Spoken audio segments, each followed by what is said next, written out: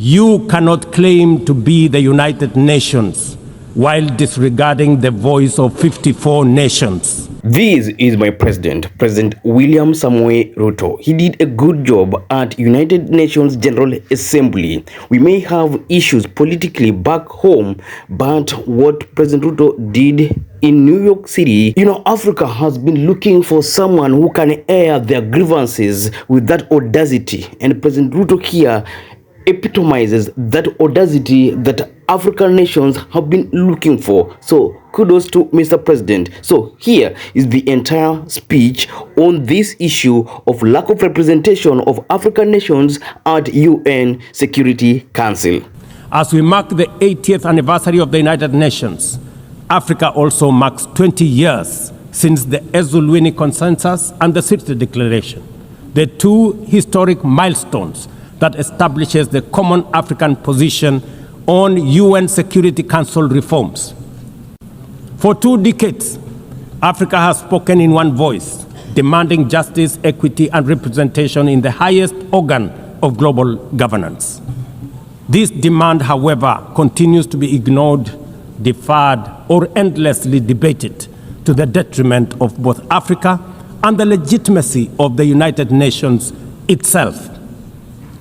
You cannot claim to be the United Nations while disregarding the voice of 54 nations. It is not possible. Africa is no longer willing to wait on the margins of global governance while decisions about peace, security, and development are made without our understanding, without our perspectives, and without our voice.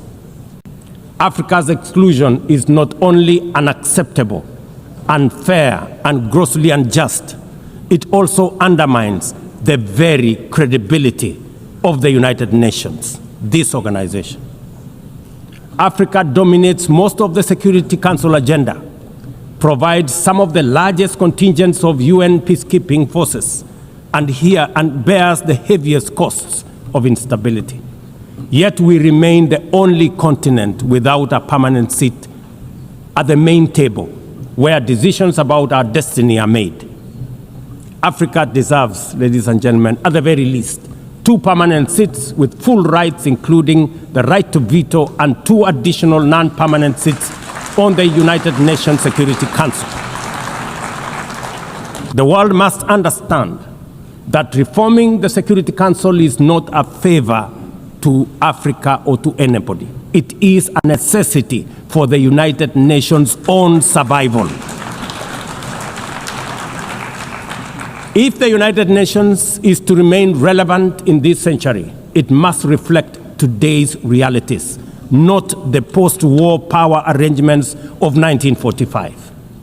I am certain that you are proud after hearing this, because President Ruto was keen on the words he chose to use at this forum, and the words were properly arranged, and also the delivery was fabulous.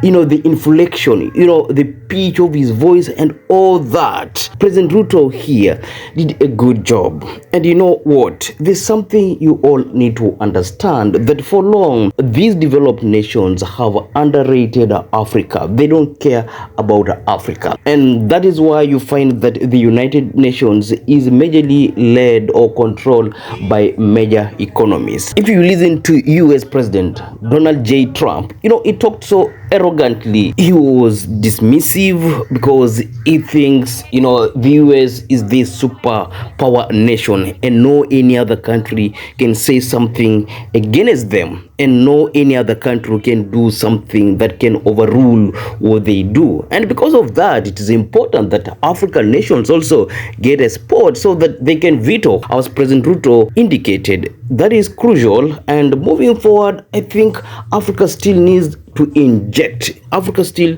needs this audacity at UN. during any assembly, President Ruto or any other African president should actually gather courage and speak boldly about Africa. I understand that UN is moving some of its offices here in Nairobi, and it is because Kenya is showing leadership, and we are seeing it through President Ruto. And we had even President Uhuru. President Uhuru also used to deliver such powerful speeches. So let Kenya continue injecting, commonly we use injecting to say, speaking truth to power. But also there's one important issue that you need to understand, the issue of immigration. You've heard it from these developed nations, especially America. And when America talks about immigration, or when Donald Trump talks about immigration, is literally, attacking Africans, because he believes that here in Africa we are so desperate, we don't have opportunities, so we are running to America and Europe. And that's why he had the audacity to even lecture,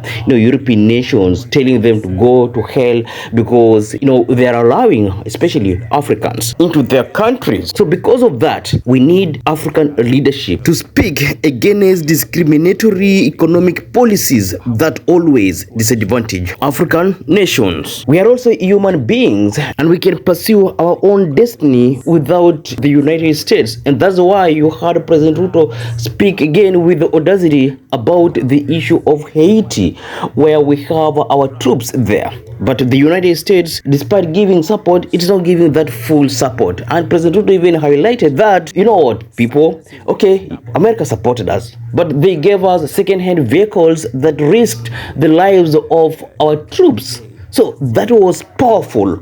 And it shows that President Ruto is willing even to break ranks with the United States and face the East. We still have China. So if the United States and these other nations, especially developed nations, do not respect Africans, then we don't have to work with them. We can still look for people who want to work with us. So that audacity was not just there, but it came with some mild threat that, if you don't respect us and work with us, we shall partner with those who want to partner with us, like China. China is willing. So President Ruto did not just speak for Africans, but also he spoke truth to America. I am not lying to you. What's your general reaction to this delivery by President Ruto at United Nations General Assembly 2025?